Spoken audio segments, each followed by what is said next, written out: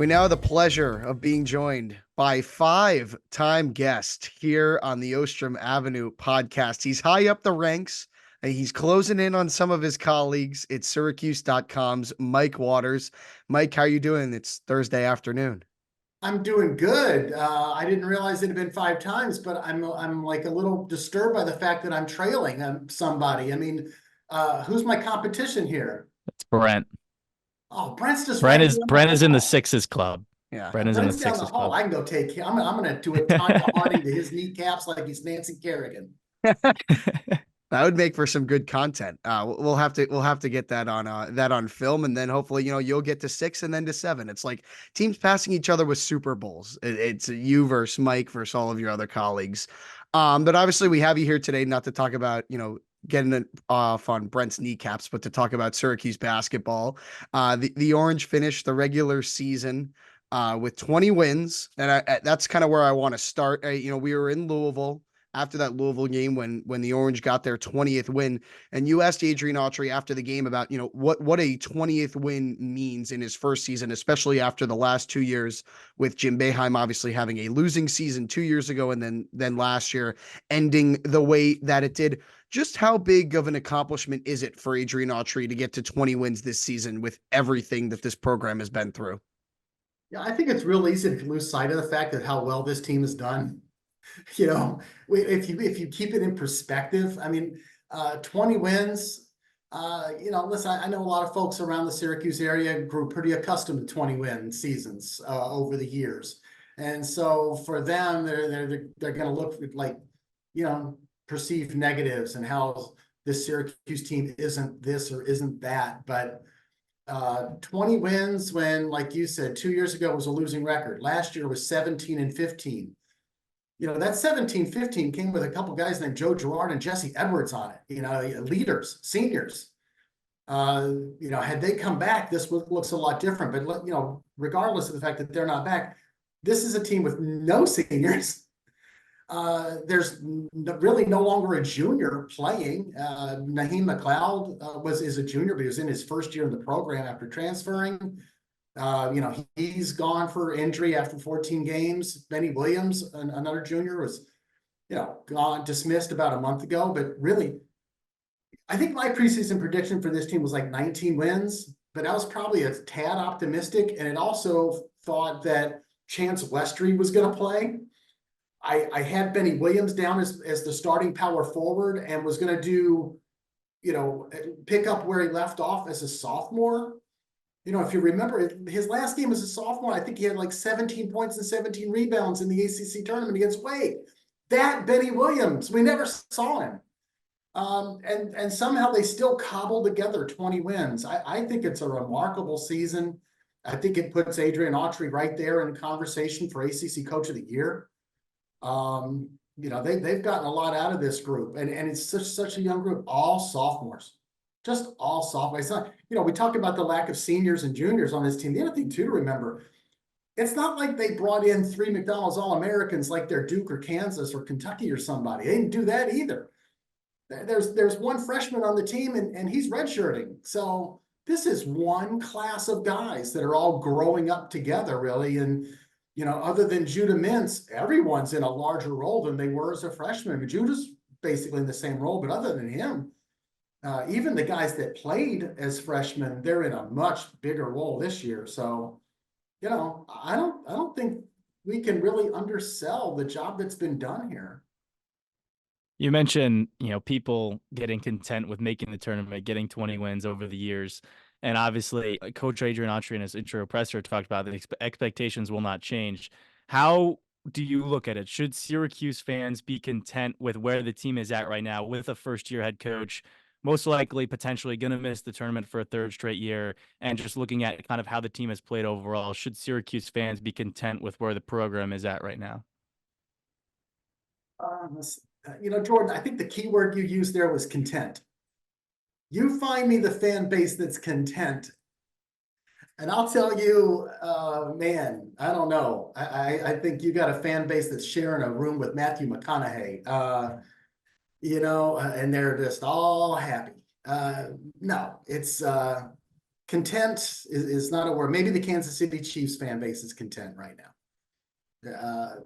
The Syracuse fan base will not be content with 20 regular season wins and not making the tournament. But I think most fans, especially if we pull them individually and not as like a big group making noise on Twitter or X or on some fan message board, I think you talk to people one-on-one and kind of get to it. I think they understand, the job that was at hand here and the task that Adrian Autry was undertaking at the beginning of the season. And I think they probably would have an appreciation for the season and understand that this really is a good year, that, it kind of, you could have gone worse. This season could have gone worse than 17 and 15 with everything that happened, and it didn't. He won more games than was won a year ago. So I think, can we safely say it's a turnaround? I don't know. We'll have to see where things go. Who leaves, who stays, how much more development. You got it. The portal these days makes everything hit or miss and in the moment sort of situation. But I think Syracuse fans have to feel optimistic. So is anybody content? Probably not, but optimistic. I think there's a reason to be. Sure. We had a big debate about it on our post game show on Tuesday night after the game, myself and Jack Gordon. And it was like, because I read Brent's column on Monday, which was talking about playing with house money, and how that didn't sit perfectly well with me. Is like, can you ever say that Syracuse is really playing with house money based on the history of the program? And then I think we kind of settled on like, you don't have to be happy, but you got to be understanding of where it's at. And that was kind of the compromise we came to. So you mentioned Judah, and he's really the only guy on this roster who has a similar role to last year compared to all of these other guys. So in terms of personnel, do you think he deserves kind of the most credit as a sophomore leader for how this team has played? Or do you think it's kind of been holistic, that everyone has stepped up in different ways, whether it's JJ or it's Chris or it's Quadir or whoever? I don't think it's one guy. I mean, like we've seen just game to game. I mean, there's been some games that Chris Bell won. A 30-point game against Louisville, the game down at NC State where he had 26 in the first half. So you've had nights where Chris Bell was the determining factor of the game, and other games where Quadir Copeland had amazing games. But I think throughout the season, the one constant has been Judah Mintz. That his consistency, he's really been a guy that's been there. If he's had any inconsistency, it's not like, he'll produce your points, but it might take him more shots to get there. He might not be as efficient in some games as he is in others. Now, efficient Judah is an amazing ball player. Inefficient Judah is still a guy Syracuse has to have because someone's got to get points on the board. And if it takes Judah, 17 shots and only 5 makes to get there, sometimes you just have to go with it. Because you don't have the consistency from the rest of the group. So I think Judah's had on the whole, another terrific year. So I would go with that. The house money thing. Yeah, I know that's kind of like, it's like kind of going back to my earlier thing. Are Syracuse fans ever content? Is Syracuse ever playing with house money? Probably not. I don't know. I didn't read the bulk of Brent's column. I think I was traveling that day. But if he was talking just in terms of going down to Clemson, I mean, Syracuse was not favored in that game, and no one was predicting them to win that game. So, as long as we're talking about predictions and expectations, I'll give away something that's in my Mike's mailbox tomorrow morning. A fan actually wrote in on this very topic. So you guys are right on here with what people are talking about. It was about expectations. And I referred him to Ken Pomeroy's website, kenpom.com. And before the season, Ken Pom had him going 12 and 17. 12 and 17, guys. 12 wins. Wow. You're adding that up. And first of all, you're like, wait a second, Mike, you're 2 games short. That's 29 games and not 31. But Ken's computer at the beginning of the year didn't have second and third round games in the Maui to pick from because you didn't know who the opponent was. So, he didn't know who they would play after Tennessee. So that's why you only have 29 games.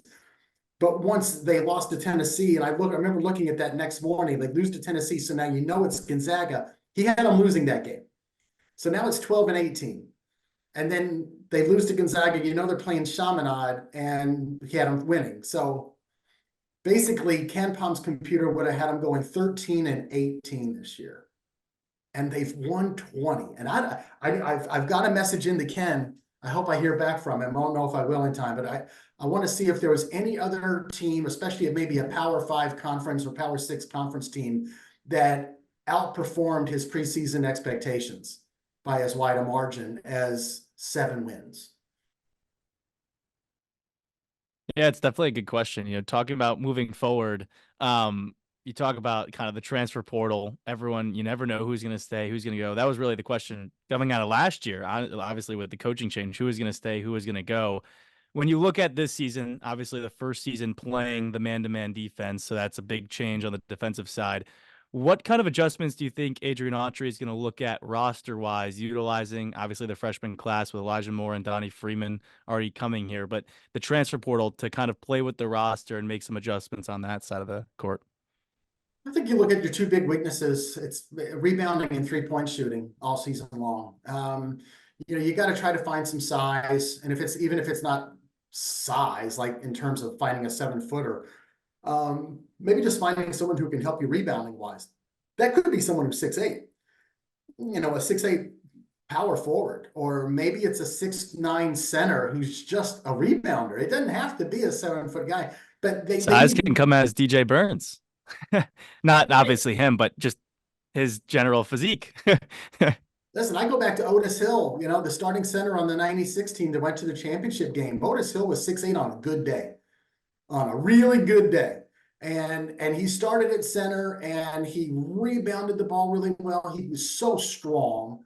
He was a big guy. I mean, it might have only been 6'7", 6'8", but he was a football player build, and you didn't move him. And so, so whatever it is, I think they need to address rebounding. And then the 3-point shooting, if Chris Bell is back, if he's one of the guys that's back, he's shooting the ball really well, most of this season, and especially coming down the stretch.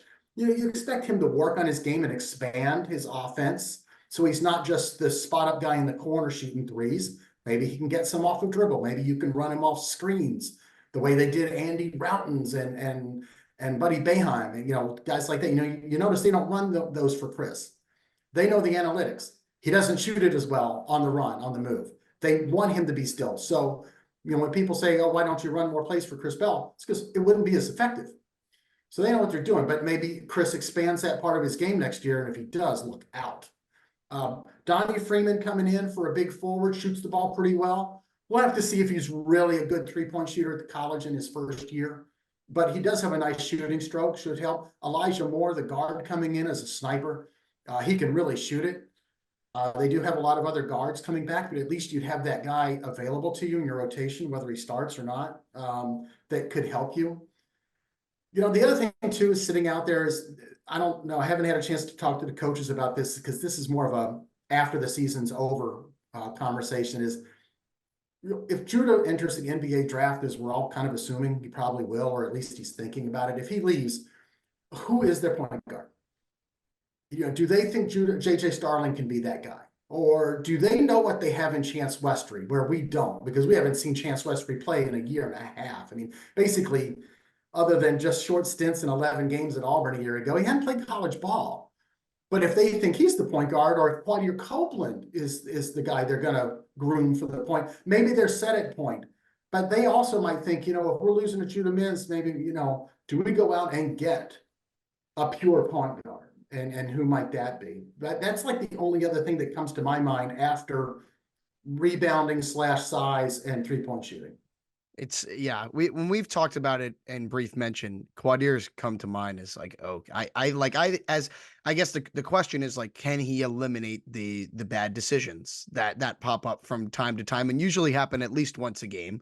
But if he can, I see no reason why he couldn't be a starting point guard, and he'd give you a huge length and size advantage in the backcourt. But it's just about the decision making, and that's something that comes with time and experience. So I guess, the interesting comparison here is that the women's team last year was very close to the NCAA tournament, had a really good year in year one under Coach Jack, and is now a double bye in the ACC tournament, and what at worst a 5 seed, and could be a top 4 seed.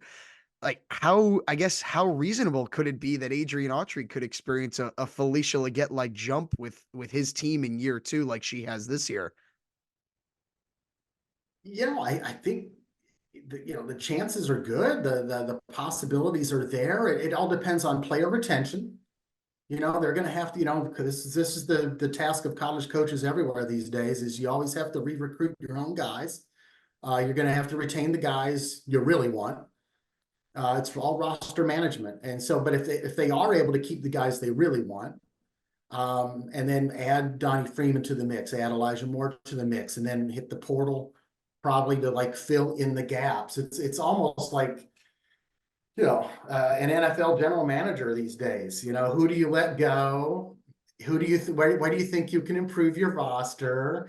Gosh, even in terms of your NIL money, do you give it all to one guy who can come in and change the course of the season, or do you need to be more circumspect and spread out your NIL money? I don't know, but you mentioned Felicia and the women's team, and yeah, you do allow yourself to look ahead and say, you know what, this men's team is basically having this season very similar to Felicia's first year, and it's Adrian's first year. So what can happen next season? It will be interesting. The one difference is Syracuse can get better. But you know what? The ACC's got to get better too.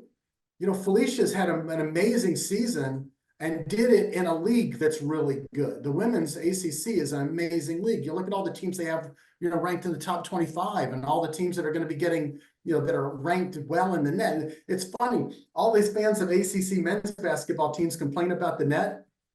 Well, the women are doing okay. It's like you don't hear any of the women's programs complaining about the net. You know why? They've won. They win their non-conference games. They boost their net. And then when they get into conference play, it's a rising tide lifts all boats situation. So you really hope the rest of the ACC also gets better. I mean, like Syracuse's home loss to Florida State's a quad 3 loss. It's because Florida State got off to a horrendous start this season, and you can't overcome that anymore because the computer doesn't forget about games in November, early December anymore. The way the committee used to before we really started getting into all this computerized stuff. So, a home loss to Lipscomb hurts Florida State and eventually hurts the entire rest of the ACC. Yeah, and we wouldn't be doing our jobs if we don't ask you this question, obviously. Syracuse still on the bubble, technically, has some work to do, obviously, at the ACC tournament. In your opinion, is there a path, and what could be the path to getting that? Obviously, the ACC tournament bracket isn't set yet, so we don't know what seed they're going to be. But what's the path for Syracuse to have a chance on Selection Sunday to be on that bubble to potentially get in? Before they played Clemson in the last regular season game, I thought if they won 2, they would put themselves in the conversation. I mean, we have to always couch this because you never know how many conferences are going to have bid stealers out there. Yeah, you could play your way into the tournament, but if you're just barely in and a couple leagues have a bid thief out there, then boom, you're right back out, and you did everything you were supposed to do. But I thought if they could get the win at Clemson, which would be a quad 1 win, likely put themselves as a top 4 seed. And then that first game, maybe 4 versus 5, whoever was going to be, that would be another probably quad 1 win, somebody good on a neutral court. And that might be enough because at that point you put yourself into the semifinals. You're playing on Friday night. The announcers are talking about you having won now 6 games in a row, including Clemson and whoever you beat the previous day. And that would do it. But now that you lose at Clemson, a little bit of an opportunity lost there, even though that was a tough ask. They're not going to get a top 4 seed, so they're going to have to play on Wednesday in the second round. That round game, that Wednesday game, it's not going to move the meter for you. So you have to win it just to keep moving on, but it's not like one of my 2 wins. I think the 2 wins now, you have to win both quarterfinal and semis. And so, yeah, it's a tougher road, I guess. Maybe it's not. Maybe maybe it was tougher playing Clemson at Clemson on senior day than it would be a semifinal game against Virginia in Washington, D.C. But you are going to be asking a very young team to go down to the tournament and probably have to win 3 games in 3 days. That's going to be tough to do. But if they do that, then they're in the finals against somebody good. And I don't know, man. I think they'll be in that conversation. And believe me, when they get left out, the Syracuse fans are going to be rioting on Marshall Street, and not in a good way. So It's so many things. Like, I guess the first point is like, this is why, sports are the best, because Syracuse has never made it past the quarterfinals in the ACC tournament. And we can sit here and convince ourselves, oh, if they could just make it to the final, then they could do this. Yet they prove it. There's been over a decade in the ACC now, and they've never made it past Thursday in the ACC tournament, no matter where it's been played, Greensboro, DC, Brooklyn, wherever. That first of all, and then, it made the point the other night, like, oh, if they do that, what if if Syracuse gets left out and, their contemporary is like Drake, like, is the committee putting Drake in, or is the committee putting Syracuse in? You know what the NCAA tournament is for? It's to make money. And it's like, well, are you going to leave the name brand school out, or are you going to put the mid-major school in? So like, it brings in all of these factors, and that's why it's great. I was talking the other night, like, I think actually you're rooting for Syracuse, if you're a fan, to be the 7 seed rather than the 5 seed, because if Clemson is the 4 seed, we've seen how bad of a matchup Clemson is for Syracuse over 2 games this season. And then if you end up being the 7 seed, then you get, what are you looking for here? You're looking for opportunities. And resume building opportunities. That means you would probably get either Duke or Carolina in the second round. Preferably Duke. I think it would be very hard to beat Carolina twice in one season, considering how good this UNC team is. But I think you want to get as many opportunities as possible, and playing the number 2 seed in a potential quarterfinal would be better than playing Clemson a third time when we have seen how bad of a matchup that is. So do you agree with that logic, or do you think that's like maybe a little too for 4D chess? it is 4D chess you're playing, and that's pretty cool. Another possibility is, what if they end up as a 6th seed and that quarterfinal game becomes Virginia?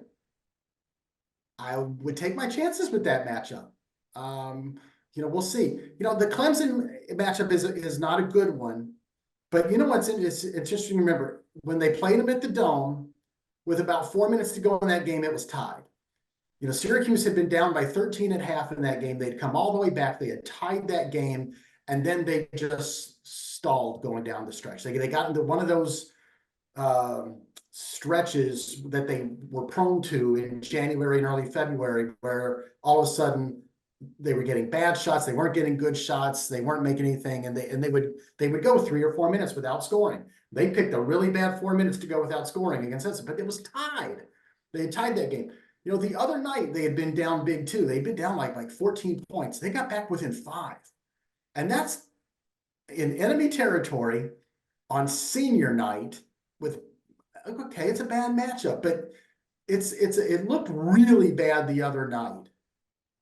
But who's to say on a neutral court, being a little bit better than you were the first time you saw them at the Dome, that maybe on the 3rd try you figure something out? I don't know. Do all of Chase Hunter's threes go in Washington, D.C. the same way they do in his home arena with, 15,000 or 14,000 people cheering him on? And, does PJ Hall go for 21 in the first half, or do they play him better? I don't know. They'd have a lot to work on. I would give him a shot. We'll see. I don't think it's just a done deal if they see Clemson that they're done. It's always hard to beat a everyone's team for a third contrary. time. Yeah. Always hard to beat a team for a third time. You mentioned the neutral floor. Ethan also mentioned the sites of the ACC tournament: Greensboro, DC this year, obviously again, Brooklyn's going to Charlotte next year. Of your time going to ACC tournaments, what's your favorite ACC tournament site that you've been to? I like Washington, D.C. I really do. But I grew up in that area. So I know the city really well. I think it's a great city. For me, it's easy to get around in. It's easier than Brooklyn.